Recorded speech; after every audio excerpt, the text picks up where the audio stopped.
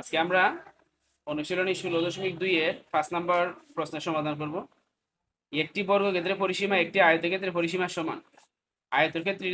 আয়তক্ষেত্রটির দৈর্ঘ্য প্রস্থের 3 গুণ এবং ক্ষেত্রফল 768 বর্গ মিটার।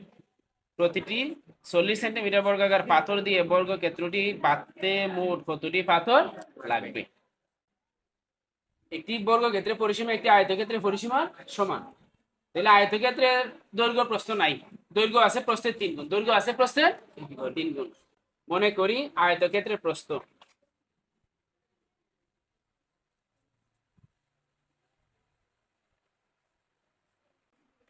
মনে করি আয়তক্ষেত্রের প্রস্থ x মিটার। কত মিটার?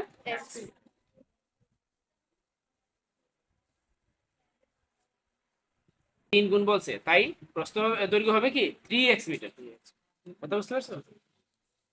এখন আমরা বের করবো আয়তক্ষেত্রের ক্ষেত্রফল। আয়তক্ষেত্রের ক্ষেত্রফলের সূত্র হচ্ছে দৈর্ঘ্য গুণন প্রস্থ।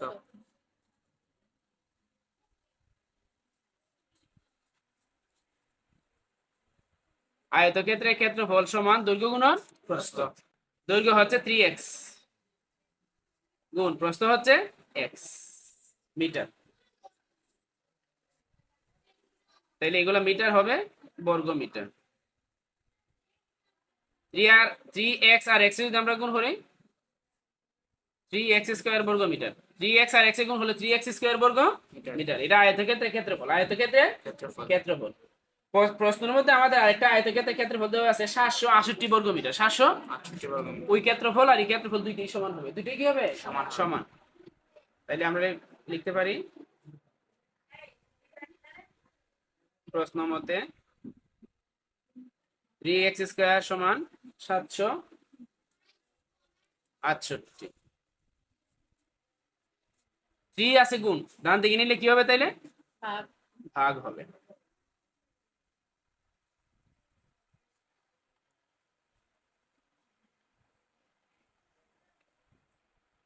থ্রি আছে গুণ, ডান দিকে নিলে হবে ভাগ।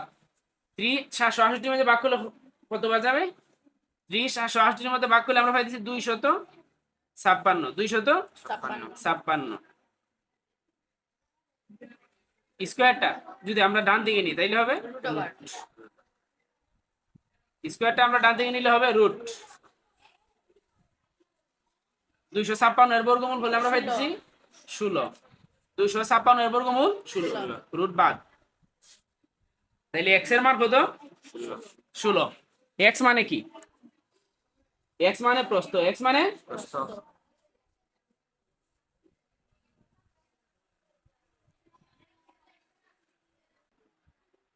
অতএব আয়তক্ষেত্রের প্রস্থ 16 মিটার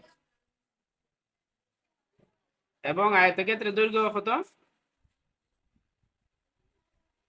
এবং আয়তক্ষেত্রের দৈর্ঘ্য 3x। কত ছিল? 3x। x এর মান 16। x এর মান 3 দিয়ে যদি আমরা 16 গুণ করি 48। 3 দিয়ে যদি আমরা 16 গুণ করি 48 মিটার। 48 metre, 48 metre. এটা হচ্ছে আমাদের দৈর্ঘ্য। এটা হচ্ছে। এখন আমরা আয়তক্ষেত্রের পরিসীমা বের করব।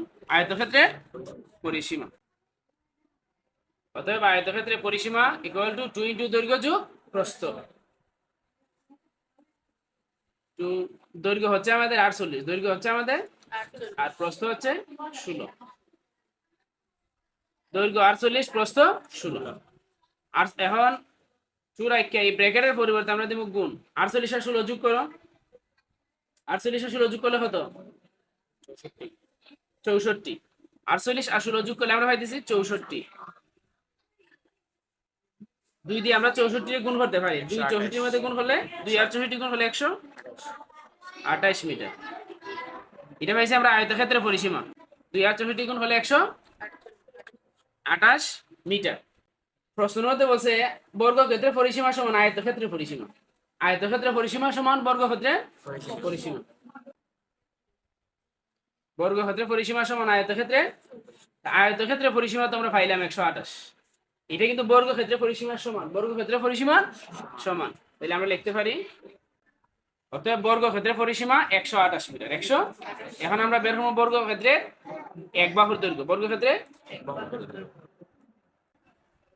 বর্গক্ষেত্রে এক বাহু, পরিসীমা মানে সাইড বাহু, পরিসীমা মানে বর্গক্ষেত্রে সাইড বাহু। তাহলে সাইড বাহুরে আমরা যদি সাইড 100 পরিসীমা যদি আমরা সাইড দিয়ে ভাগ করি, পরিসীমা যদি আমরা সাইড দিয়ে ভাগ করি, তাহলে বর্গক্ষেত্রে এক বাহুর দৈর্ঘ্য পাইবো। বর্গক্ষেত্রে সাইড বাহু তো সমান, সাইড বাহু সমান না? এই পরিসীমা মানে সাইড বাহুর যোগফল, সাইড বাহুর যোগফলে যদি আমরা সাইড দিয়ে ভাগ করি, তাহলে তো এক বাহুর দৈর্ঘ্য হইতেছে। এই কারণে আমরা সাইড দিয়ে ভাগ করলাম 128 এ, সাইড 128 এর মধ্যে ভাগ করলে দেব 32 বার। কতবার যাব? তাইলে বর্গক্ষেত্রে এক বাহুর দৈর্ঘ্য 32 মিটার, এক বাহুর দৈর্ঘ্য 32 মিটার। এখন আমরা বাইরে করব বর্গক্ষেত্রে ক্ষেত্রফল, বর্গক্ষেত্রে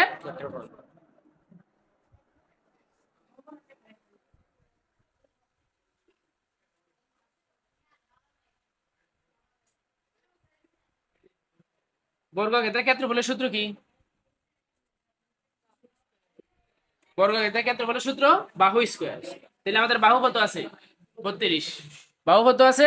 32। তাহলে বাহু স্কয়ার মানে 32 স্কয়ার বর্গ মিটার। বর্গক্ষেত্রের ক্ষেত্রফল বাহু স্কয়ার, বাহু আছে 32, তাইলে 32 স্কয়ার। 32 স্কয়ার মানে 32 কয়বার গুণিব? দুইবার। 32 দুইবার গুণ হইলে 1024 বর্গ মিটার। এটা হচ্ছে বর্গক্ষেত্রের ক্ষেত্রফল, বর্গক্ষেত্রে এটা হচ্ছে বর্গক্ষেত্রের ক্ষেত্রফল। এখন আমাদের আরেকটা জিনিস বাইর করতে হবে, বলছে প্রতিটি 40 সেন্টিমিটার বর্গাকার পাথর দিয়ে বর্গক্ষেত্রটি বাঁধতে মোট কতটি পাথর লাগবে।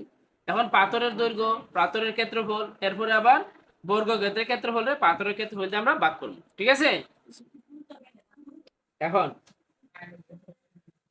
বর্গাকার পাথরের দৈর্ঘ্য কত? 40 সেন্টিমিটার। 40 সেন্টিমিটার বর্গাকার পাথরের দৈর্ঘ্য 40 সেন্টিমিটার। বাকি সব তো মিটার, কিন্তু এটা সেন্টিমিটার।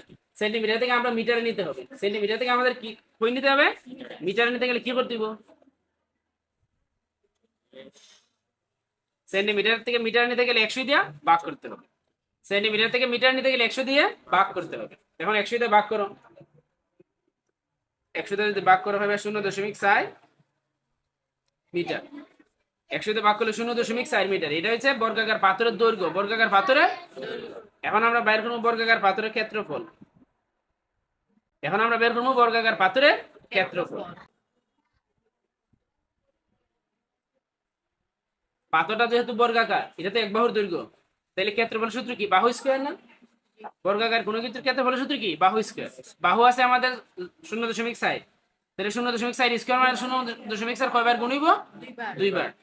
0.4 দুইবার গুণ করো, 0.4 দুইবার গুণ করলে পাইতেছি আমরা 0.100, 0.100 বর্গ মিটার। এটা পাথরের ক্ষেত্রফল, এটা বর্গাকার পাথরের। এখন আমাদের বলছে বর্গক্ষেত্রটি বাঁধতে মোট কতটি পাথর লাগবে। আমরা বের করবো বর্গক্ষেত্রটি বাঁধতে মোট কতটি পাথর লাগবে। অতএব মোট পাথর লাগবে যে জায়গাতে আমরা বসাইতাম, এটা বর্গক্ষেত্রের ক্ষেত্রফল পাইছিলাম আমরা 1024, আর পাথরের ক্ষেত্রফল পাইছিলাম আমরা 0.16 টি দিবা। পাথর লাগবে না, পাথর তো কতটি লাগবে এটা বের করতে হবে। এটা হচ্ছে বর্গক্ষেত্রের ক্ষেত্রফল, আর এটা হচ্ছে বর্গাকার পাথরের ক্ষেত্রফল। 1024 0.100 দিয়ে ভাগ করো, 6400টি, 6000, অতএব 6400টি পাথর লাগবে। অতএব 6400টি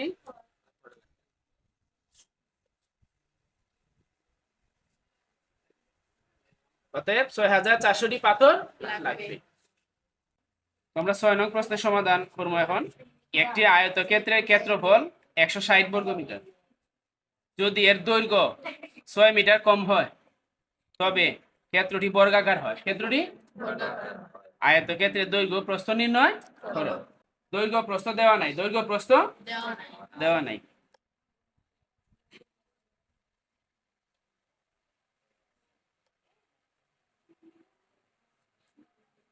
মনে করি আয়তক্ষেত্রের দৈর্ঘ্য,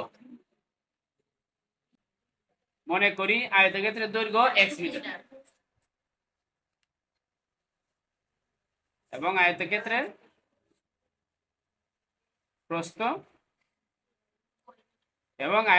প্রস্থ y মিটার। এখন আমরা আয়তক্ষেত্রের ক্ষেত্রফল বের করব। আয়তক্ষেত্রের ক্ষেত্রফলের সূত্র দৈর্ঘ্য গুণ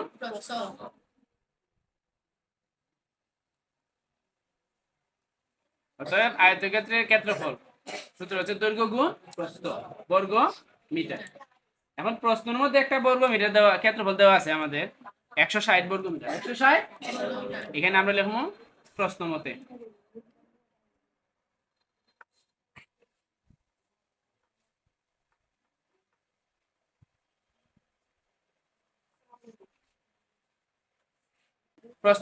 x6 মানে ক্ষেত্রফল না, আর আমাদের প্রশ্নে দেওয়া আছে আরেকটা ক্ষেত্রফল 160, দুইটা সমান, দুইটা এটা দিলাম আমরা 1 নং সমীকরণ। কত নং সমীকরণ? 1 নং।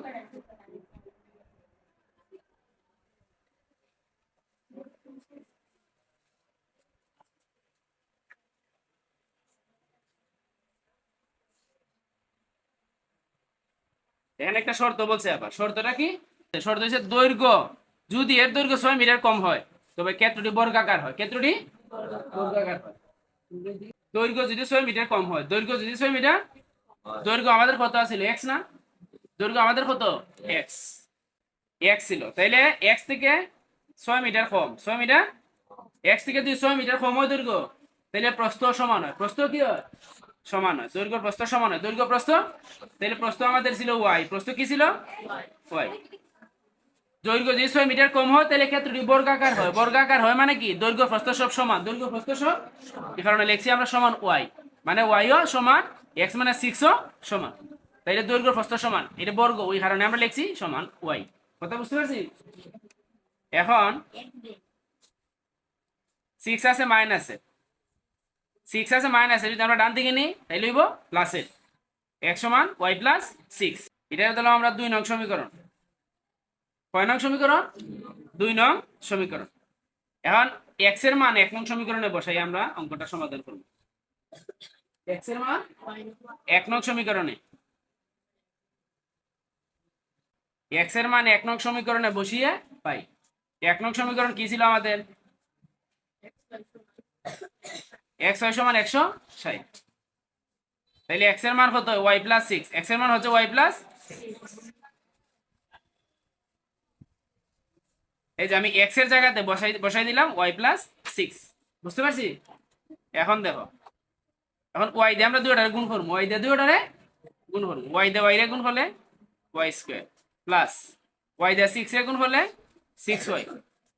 160 আছে প্লাসে, যদি আমরা বাম দিকে নিয়ে আসি তাইলে হবে মাইনাস, এদিকে কিছু নাই, জিরো, এদিকে কিছু নাই, জিরো। এখন কমন নেওয়া যায় না কিছু, এখানে y আছে, এখানে তো y নাই, ঠিক আছে? এখন মিডল ফ্যাক্টর করব। কি করব? মিডল ফ্যাক্টর করব আমরা। মিডল ফ্যাক্টর করতে গেলে আমরা কি করব? ভাঙতে হইব। প্রথমটা শেষটা গুণ করো, 160 এর y গুণ হলো 160 y square minus 160 y square, আর যোগ করলেই তো 6y, যোগ করলেই তো 6y। আমরা এইভাবে ভাঙতে পারি, আমি দেখাই মুসাইটে। 16 আর 10 160, 16 আর 10 160, ঠিক আছে?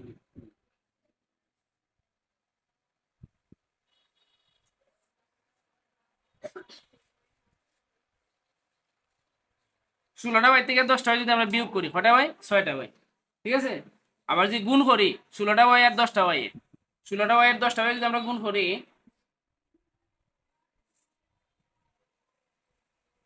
মাইনাসে এটা হলো প্লাস, যদি গুণ করি মাইনাসে প্লাসে মাইনাস, 10 আর 16 গুণ হলে 160, y y গুণ হলে y স্কয়ার, ঠিক আছে? আবার যদি যোগ করি আমরা, তাহলে 16টা y থেকে 10টা হয়ে গেলে আর থাকতেছে আমাদের 6টা y, আর এটাও গুণ করলে মাইনাসের 160 y স্কয়ার হয়, ঠিক আছে? তাহলে আমরা ভাঙতে পারি 16 আর 10 দিয়া। কত দিয়ে ভাঙতে পারি? এখানে প্লাসের 6 থাকবে, তাই আমরা 16 এর আগে প্লাস দিলাম, বড়টার আগে প্লাস দিলাম। ওকে, এখন আমরা কমন নিব। এখানে y দুইটা, এখানে y একটা, একটা y আমরা কমন নিলাম, আর y একটা আছে, প্লাস y কমন নিয়ে নিছি। এখন আছে এখানে 16 মাইনাস y আছে, y নাই, y কমন আসবে না তাহলে, ঠিক আছে? 10 আছে, 2 দিয়ে 160 টা ভাগ করা যায়, তাহলে 10 কমন নিব আমরা। আর এখানে আছে y মাইনাসে মাইনাসে প্লাস, 10 160 এর মধ্যে ভাগ করলে 16, 10 160 এর মধ্যে ভাগ করলে কত? 16। এখন আমরা ব্র্যাকেটের বাইরে আছে y মাইনাস 6, y মাইনাস নিলাম আমরা, y মাইনাস 6, y মাইনাস 10 আছে, y মাইনাস, ব্র্যাকেটের বাইরে আছে y মাইনাস 10 নিলাম আমরা, y minus 10, y plus 6, y plus 16, y plus 16, দুইটা থেকে একটা common, y plus 16, y plus 16 দুইটা থেকে একটা কমন সমান সমান 0 সমান সমান 0। এখন 0 দুইটারে আমরা ভাগ করে দিব। 0 দুইটারে কি করব?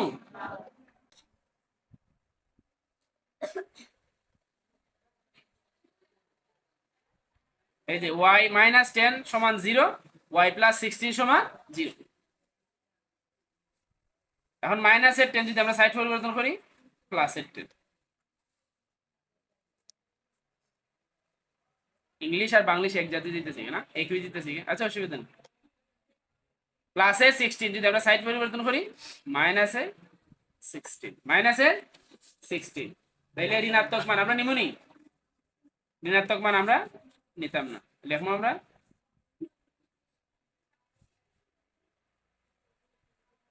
ঋণাত্মক মান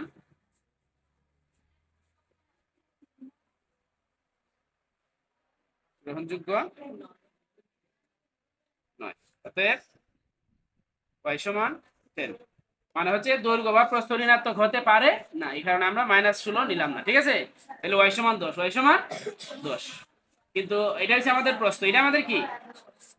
অতএব প্রস্থ y সমান 10 মিটার। প্রস্থ y সমান 10 মিটার। আমাদের বলছে আয়তক্ষেত্রের দৈর্ঘ্য প্রস্থ নির্ণয় করো। প্রস্থ তো আমরা পাইলাম, এখন দৈর্ঘ্য বের করতাম না? দৈর্ঘ্যটা আমাদের কত ধরছিলাম? দৈর্ঘ্য ছিল আমাদের x, দৈর্ঘ্য ছিল আমাদের x। এখন আমরা 2 নং এর মধ্যে যদি আমরা y এর মানটা বসাই, তাহলে আমরা x এর মান পাই। 2 নং এর মধ্যে y এর মানটা বসাই, ঠিক আছে? y এর মান 2 নং সমীকরণে বসাই অথবা বসিয়ে পাই। এই যে 2 নং সমীকরণটা হচ্ছে x সমান y + 6। y এর মান কত পাইছি আমরা? 10। কত? 10। আর এখানে আছে 6, 10, আর এখানে আছে 6। 10 আর 6 যোগ করলে 16। তাইলে এটা আমরা পাইছি দৈর্ঘ্য। এটা কি পাইছি? দৈর্ঘ্য। অতএব দৈর্ঘ্য x সমান 16 মিটার। 16 দৈর্ঘ্য। প্রস্থ আমরা পাইছি না? অতএব আয়তক্ষেত্রের দৈর্ঘ্য 16 মিটার এবং প্রস্থ 10 মিটার। পারবো না আমরা? সহজ না কঠিন? সহজ। সহজ না কঠিন? সহজ। ওকে। একটি সামান্তরিকের ভূমি উচ্চতার 3/4 অংশ, 3/4 অংশ এবং ক্ষেত্রফল 363 বর্গ মিটার। ফলে ক্ষেত্রটির ভূমি ও উচ্চতা নির্ণয় করো।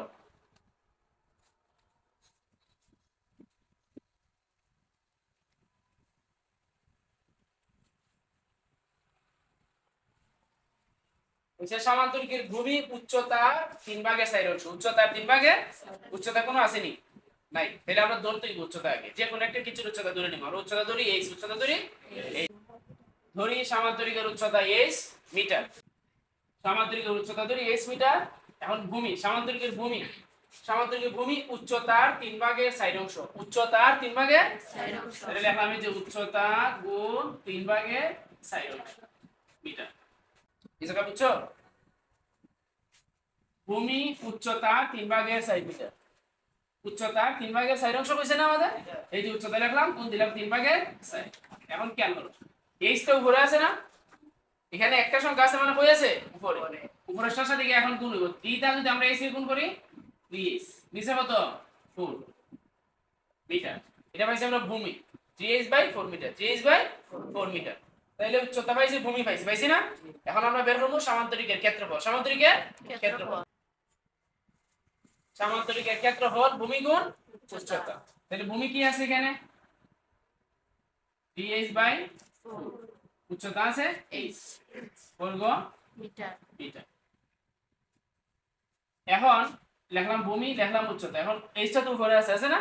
গুণ উপরেরটার সাথে। উপরে আছে 3h, আর যদি আমরা h গুণ করি, তাহলে 3h h গুণ করলে h স্কয়ার, h স্কয়ার, নিচে আছে 4, নিচে আছে 4 বর্গ মিটার। এটা হচ্ছে সামান্তরিকের ক্ষেত্রফল। এটা হচ্ছে সামান্তরিকের ক্ষেত্রফল। প্রশ্নের মধ্যে আরেকটা ক্ষেত্রফল আমাদের এখানে দিয়েছে 363 বর্গ মিটার। এটা তো সামান্তরিকের ক্ষেত্রফল। এটা সামান্তরিকের ক্ষেত্রফল না? জি। এটা সামান্তরিকের ক্ষেত্রফল, আবার এটাও সামান্তরিকের ক্ষেত্রফল। দুইটা সমান, দুইটা সমান। তাহলে আমরা লিখতে পারি প্রশ্নের মধ্যে, কি লিখতে পারি? প্রশ্নের মধ্যে